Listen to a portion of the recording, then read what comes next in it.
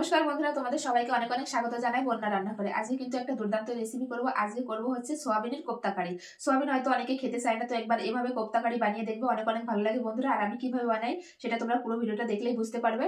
তার জন্য দেখো এখানে সমস্ত মশলাপাতি নিয়ে আমি বসে পড়েছি। আর আমি এখানে নিয়েছি 1 বাটি মতন সোয়াবিন বড়ি। তো তোমরা তোমাদের পরিমাণ অনুযায়ী নেবে, বাড়িয়ে কমিয়ে। তো দেখো আমাদের ঘরে কিন্তু সোয়াবিন বড়িটা সবাই খুব ভালো খায়। তো প্রথমে আমি কড়াই বসিয়ে দিয়েছি। এই কড়াইয়ের ভিতর দিয়ে দেবো জল। জল কিন্তু হালকা গরম হয়ে গেছে। এখন এই সয়াবিন বড়িগুলো দিয়ে দেবো, দিয়ে একটু ভাপিয়ে নেবো 2-3 মিনিটের জন্য। এই যে গন্ধটা কিন্তু চলে যাবে। জলে দেওয়ার পর কিন্তু বড়িগুলো দেখো ফুলে কত বড় হয়েছে। সয়াবিনগুলো কিন্তু আমি সেদ্ধ করে নিয়েছি, আর দেখো ফুলে কত বড় বড় হয়েছে, সেদ্ধ হয়ে গেছে। এখন আমি ঢেলে নেব। এবার আমি ঠান্ডা জল দিয়ে একবার আমি ধুয়ে নেব। সয়াবিনগুলো কিন্তু আমি জল দিয়ে খুব সুন্দর করে ধুয়ে নিয়েছি। এবার আমি চিপে যে ভিতরে যে জলটা আছে এটা বের করে নেবো। এরকম একটু যেন জল না থাকে, এইভাবে।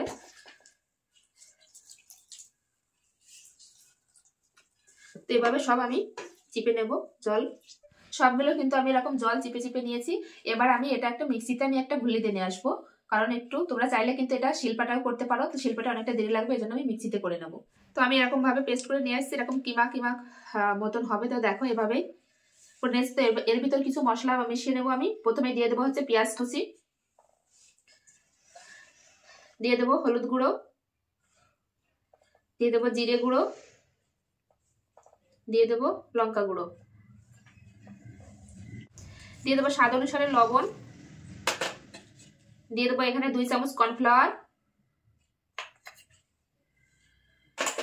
আর দিয়ে দেবো বেসন 3 চামচ, আর দিয়ে দেবো আদা বাটা 1/2 চামচ, আর একটা ডিম ফাটিয়ে দিয়ে দেবো।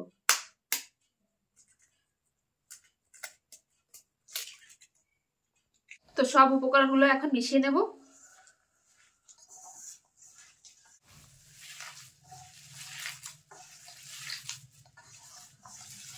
সব উপকরণগুলো কিন্তু আমি খুব সুন্দরভাবে মিশিয়ে নিয়েছি। এখন কোপ্তার আকারে তৈরি করে নেব। তো তোমরা যে কোনো আকারে করতে পারো। তো আমি দেখাচ্ছি তোমাদের কিভাবে বানায়। তো তোমরা একটা গোল করেও বানাতে পারো। তো আমি এরকম ভাবে বানাবো। এই যে একটা কোপ্তা কিন্তু আমার রেডি। তো এইভাবে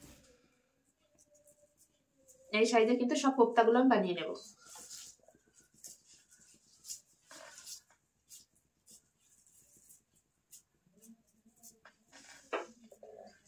তো এই সাইডে কড়াইও কিন্তু গরম হয়ে গেছে। এখন দিয়ে দেবো ভাজার জন্য তেল। তেলটা গরম হয়ে যাবে। তো দেখো আমি সব কোপ্তাগুলো বানিয়ে নিয়েছি। 1 থালা কিন্তু আমার কোপ্তা হয়েছে। এইটা বানালেই কিন্তু হয়ে যায়।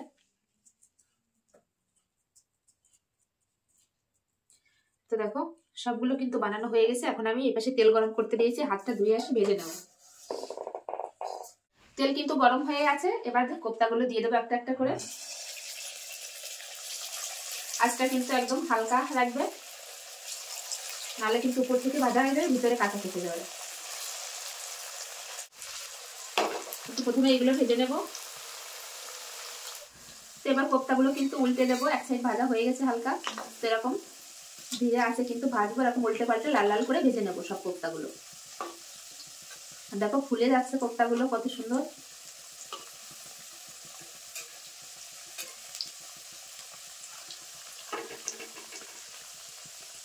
কোপ্তাগুলো উল্টে পাল্টে কিন্তু সুন্দর করে ভেজে নিয়েছি। দেখো এখন তুলে নেব তেল থেকে। কত সুন্দর ফুলেছে দেখো।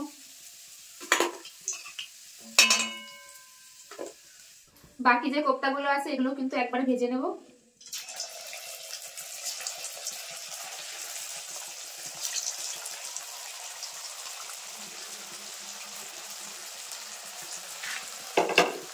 এই কোপ্তাগুলো কিন্তু সুন্দর করে ভেজে নিয়েছি। এখন তুলে নেব।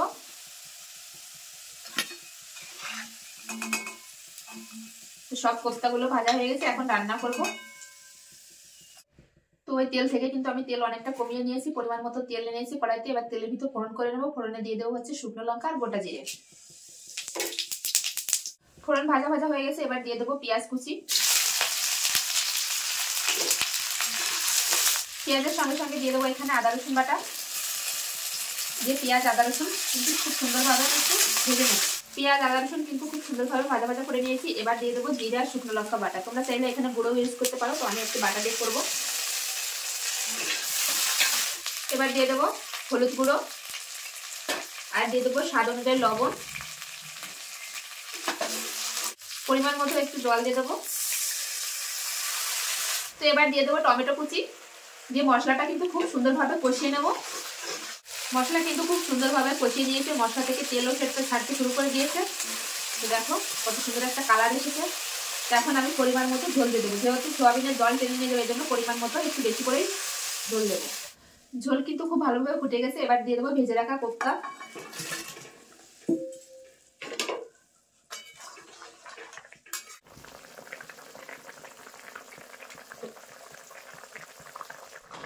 কোপ্তা কারি রান্না প্রায় শেষের দিকে, এখন আমি উপর দিয়ে দেবো গরম মশলা বাটা,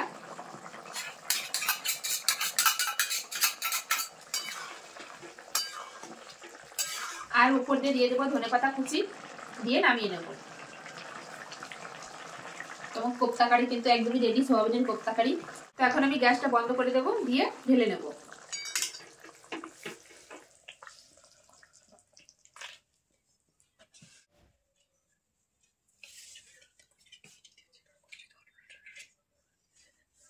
তো দেখো সোয়াবিনের কোপ্তা কারি কিন্তু একদমই রেডি। কেমন লাগলো আমার এই ভিডিওটি, সোয়াবিনের কোপ্তা কারির ভিডিও, অবশ্যই কমেন্টে জানাবে বন্ধুরা। ভালো লাগলে অবশ্যই লাইক কমেন্ট শেয়ার করবে আর চ্যানেলটি সাবস্ক্রাইব করবে। এরকম আরো নিত্য নতুন ভিডিও দেখার জন্য অবশ্যই বন্যা রান্নাঘর চ্যানেলটি সাবস্ক্রাইব করতে হবে আর আমার পাশে থাকতে হবে। তো চলো এখানে ভিডিওটি শেষ করছি। সবাই ভালো থেকো, সুস্থ থেকো, আবার ফিরে আসছি নতুন কোনো রেসিপির সঙ্গে। ততক্ষণের জন্য বাই।